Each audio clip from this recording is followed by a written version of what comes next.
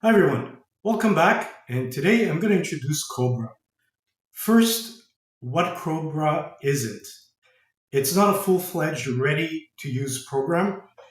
It is just a test bed at the moment. So basically not a 1.0 as it would be if it was a ready program. It's more like a zero point 0.1 at the moment.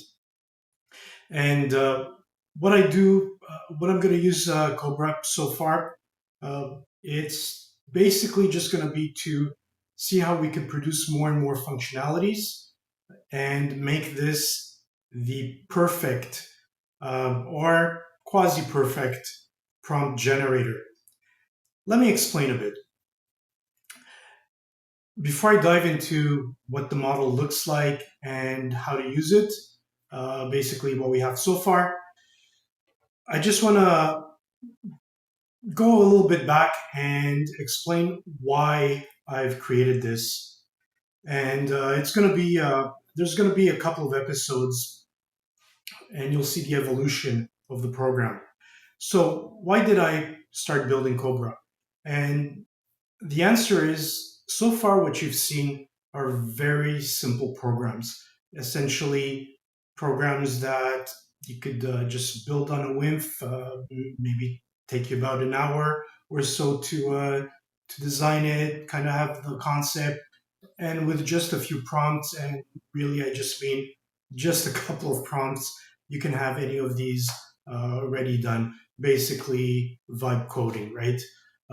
Wake up in the morning, oh, have a great idea for something very simple. So essentially, you start vibe coding. This is good if you just have a couple of simple prompts and you want to create some simple applications. However, when you get into more complex applications, let's take probably one of the most complex applications short of an operating system. So, a full fledged CAD system. Those CAD systems are built by an army of people. Now, what makes a CAD system so complex is how the functions actually work in relation to one another. And how they work is a lot like databases. So we have relational databases, RDBMS, and what those are essentially is the concept is that you have the capability in terms of relationships to have a one-to-many relation as well as a many-to-one relation. And when you get into more complex programs, first and foremost, what I want to mention is most programs do need the medium programs to the more advanced ones. These need a database. Data has to flow from and to and be related to how things are kept in the back end of things so you can reopen your program, you can make updates on the fly, and everything, all those updates will in fact register. So the an example in CAD, for instance, if you look at a many to one relationship and a one to many relationship, a good example is a function where you could build a request a circle to show in the canvas or a square. So let's say I open the function, I choose the object that I want to show, the shape, and I'm gonna pick circle. Now there's another function, and I'm gonna pick that other function where I wanted to show the mesh. So I wanted to apply a mesh on the circle. Now, obviously, if I haven't picked an object to show in the canvas, then mesh won't work. There is nothing to apply a mesh to. So you need to render from one function in order to activate the capabilities of rendering from the other functions. Hence, you have a relationship. What happens when you just flat out tell the NLP program, okay, well, you know what, just provide me a full architecture to create a CAD program and uh, let me know what are the prompts that are needed and start building it. Essentially, it's not going to work for the very simple reason that it doesn't quite understand the human need and interaction that a CAD program will provide, because it doesn't quite understand what it is that we want to use the CAD program for. It has an idea, but it's not a full-fledged understanding. And what you'll end up doing is you'll go from one prompt to another, essentially linear, essentially applying a linear based architecture, going from one prompt to another until you kind of start getting what you want. That's not going to happen. Essentially, what will happen is you're going to start getting into all kinds of errors. And the reason is the more prompts you add, the more disjointed your application is going to become. And you'll start getting into all kinds of errors. And while you fix one error, you're going to probably create two errors. And the reason is that there is no concise architecture as to how these functions relate to one another. So let me give you an example of what Cobra is, what it does so far, and just keep in mind that this is not a ready-made program. It is still just applying the logistics, how everything connects. And yes, I did connect it to a Postgres database. So you'll see how that's connected to the database, as it will evolve into something a lot more complex when you get like into the 0.2, 0.3 versions of it. Or I might even have just 0.25, 0.3, 0.35, depending, well, you get the idea. So without further ado, let me show you what the idea is, what the concept is, and bear in mind, again, this is just a prototype at its very early stages. So I will have all the links to my GitHub page. You'll have the code. You're going to have an explanation how to install Postgres. There is I use a Beaver database, so dbeaver as well. I like that because I can connect to various types of tools, and as opposed to pgadmin, I prefer to use dbeaver, and I'll show you how to connect with that as well. So let's get started. Let's jump into it, and I promise it won't be very long. All right, so let me show you what this is all about. What you're looking at here is the Python code for the Cobra project. Notice some of the libraries, such as tkinter for the graphical user interface. I'm testing some JSON. PyScope G2 is basically for the Postgres connection from Python to Postgres.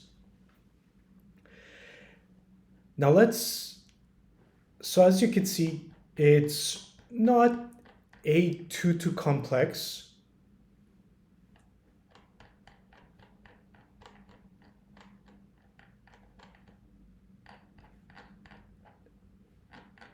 Just scrolling a bit just to show you some of the parts.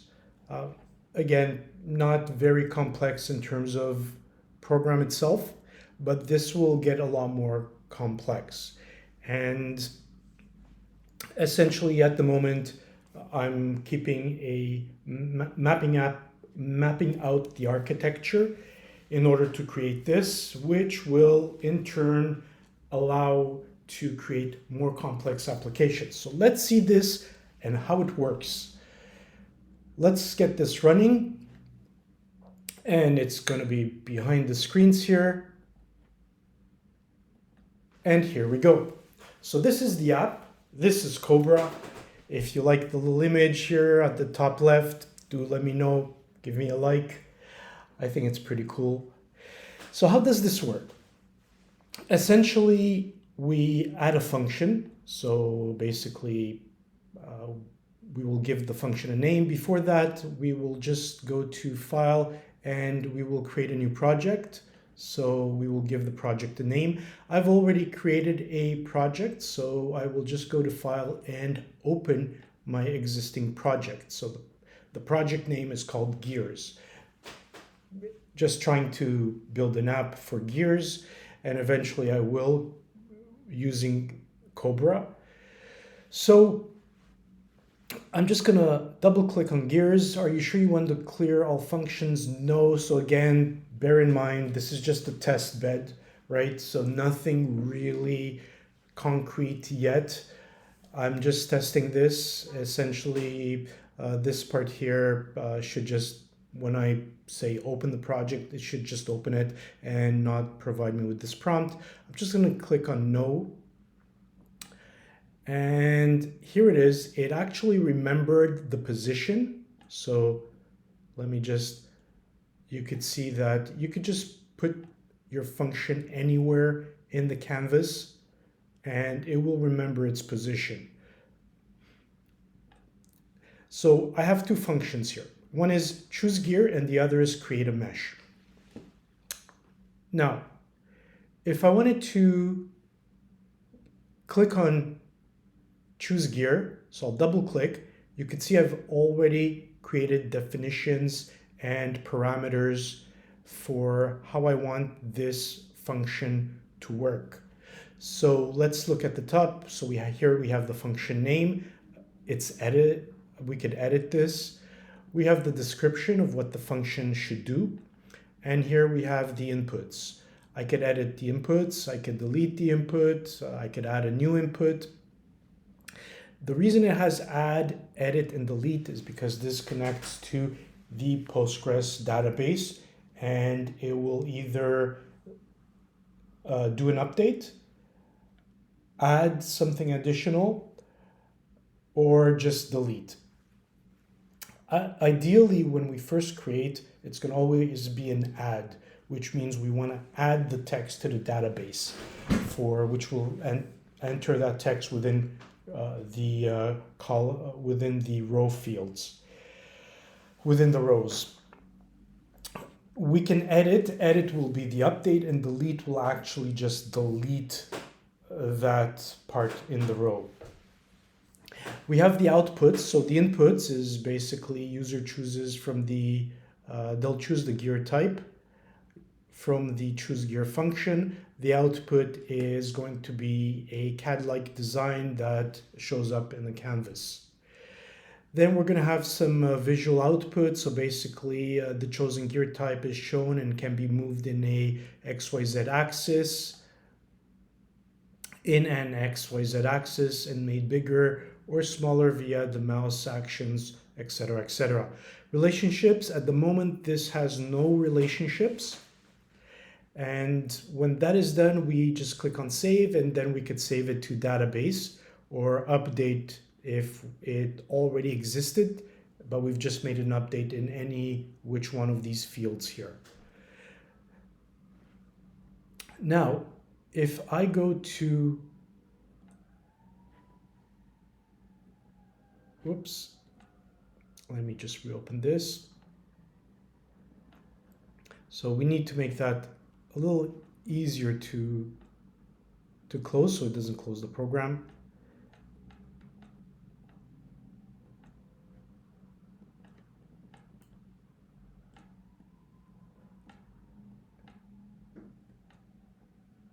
And let's close this. Let's run it again.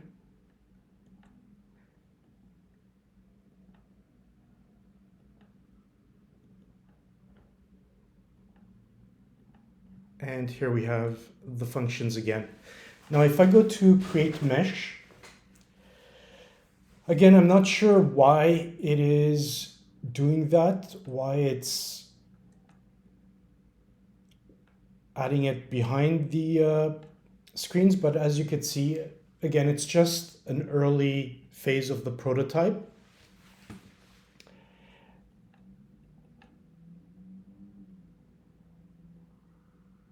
And clicking X, of course, closes it.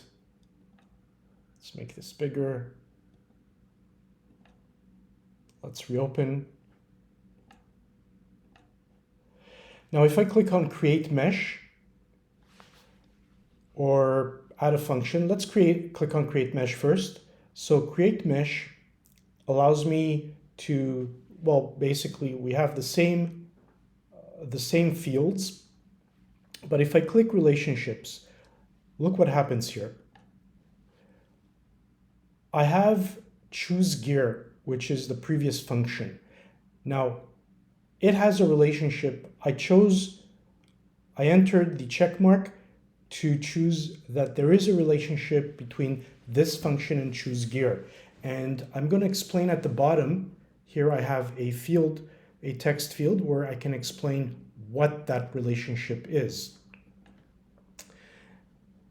And of course, once you're done, save and then save to database. And if I add a function, and let's call it basically just call it function 3. So I will add function 3, just put it there. I will double click. Now I could add a description for it. I could add inputs. I could add outputs. And look what happens when I click on relationship. I could choose which one of the 2 existing functions I can relate this with. Let me close this one. And let's close this one as well. Now, one thing that I want to show you is logical mapping. So when you click on logical mapping, we could see yet that there's no relation with function 3 because we haven't chose. But this will provide us, again, it looks a bit in its very early stages, but this will become a lot nicer and a lot more detailed as we start getting more and more functions. When we have like 50 to 100 functions, this will make a lot more sense, and we could see, we'll start seeing a one-to-many and a many-to-one relationships, so we could fully have a detailed visual representation of what the program will look like. Let's close this one, and let's close that one. Now, the idea behind all this is that when we click compile, by the way, we also have instructions. So instructions is how to use it. When we click on compile, so right here, this will compile all our information to prompts. So essentially, this is a very organized level of prompts. We have an organized architecture that we can then just feed the NLP. So basically our natural language to code, and it will be able to process things in a more methodical, more orchestrated, basically rendering everything in a more logical architecture. So when you have a simple program, not a problem. When you have like 50 to 100 functions, 500 functions, you're going to want to use something like this because it's going to reduce errors by a lot. I'm not saying it won't create some errors. You're always going to get into some kind of errors. That's a given. Every time you build something, there's going to be a few wrinkles that you need to go through, but this is going to be a huge improvement on just working with linear prompts and essentially winging it with linear prompts. So let's close this. Let me just advise here that getting issue with grid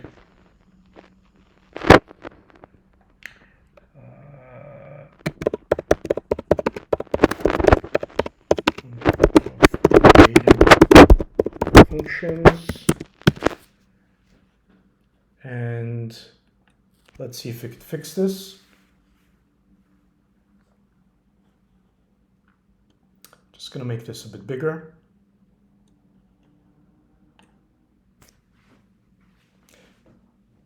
I want to show you how this agent works, and it's connected to GPT-5 Pro.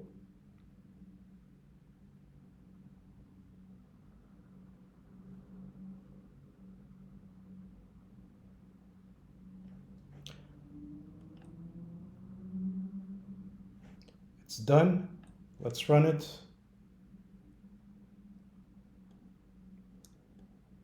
There we go. Let's make this a bit bigger. Let's see if this worked. If not, we're going to have to fine tune it a bit. That's not a problem. Let's open the project, gears, and here we go. Let's see if we get into the same issue. And if I go ahead and close this, problem solved. Now, what else do I want to show you is how this goes into our database. So basically, I'm using dbeaver. Now, this is not a course in SQL, but you could see that if I put select from functions and I run this, essentially, I get my function names. So I have here choose gear, create mesh, which is the second function. I have my descriptions. Here's the descriptions. I have the information that was entered in the field called visual output. So that was the text field, and so on and so forth. If I go to, so this is Cobra in the schema. If I go to the function inputs, so select all from function inputs. Let's run this. And here we go. So this is the function inputs. It has a unique function ID. And of course, here we have the function inputs. User chooses from a graphical interface, the gear type, and then choose mesh. The function outputs, so basically select all from function outputs. And here we go, this is the function outputs, and so on. So essentially, everything gets recorded into our Postgres database every time we save it. And that's pretty much it. Again, we have the instructions. That will change as the program becomes more complex and more intuitive. So basically more user-friendly. The logical mapping, so in this case, we no longer have the function. Remember the third function I created as an example. So here we see that choose gear is dependent, that create mesh is dependent on choose gear. And let's just close that. And we have our compiler, the flow output. So I'm just testing something else as well here. A different way of looking at this.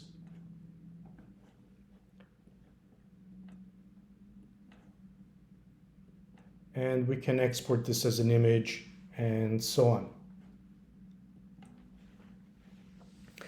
And let me just close this here. Looks like we've hit a never-ending loop.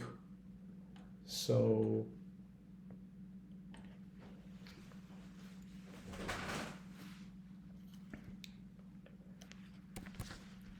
we're just going to kill it.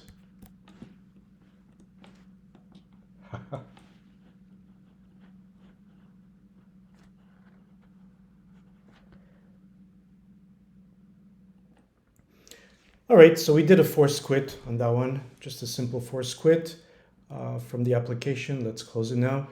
And that hasn't happened before, but that's okay. That's what happens with applications. When you build, when you create, you're going to run into lots of wrinkles, lots and lots of issues, and that is pretty normal. And not sure why that didn't go smoothly, but when I first tested it, but it's okay. We probably had a change done, and that's what happens when you do changes to functions and when you wing it. Essentially, when you go in a linear structure, you're going to end up with some disjointments within functionalities, and that is a given when you run with more complex programs. So we're still in Postgres here. This is what I wanted to show you. Everything gets registered when it's saved. It's working beautifully. So let's close this. And of course, we will make a change and make sure we don't run into that issue before. I want to make sure that we get a very nice,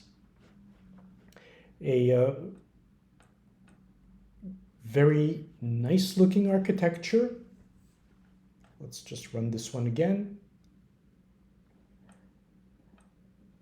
And essentially, when we end up compiling it, it's going to be we're going to get the prompts that are needed and necessary to build as smoothly as possible.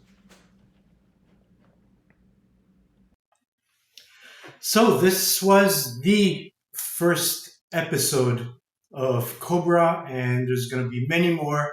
I hope that you essentially that you join me for this transition and see how it progresses over time.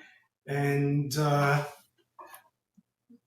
think I'm getting some white hairs, and I'm probably going to get a lot more white hairs by the time I'm done with this one.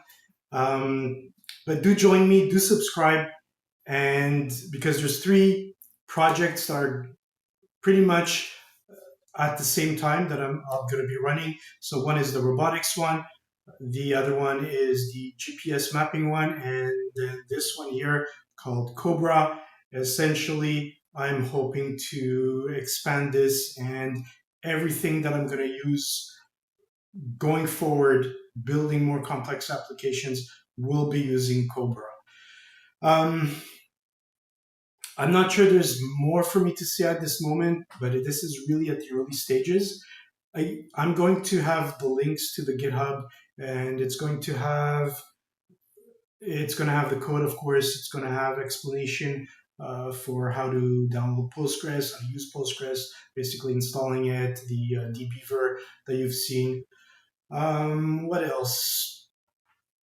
I'm going to have some of the prompts, basically, if you want to recreate it, but feel free to take this code, make it your own, and if you get ahead of me and go ahead and mature this program, get it to be even more functional, do let me know.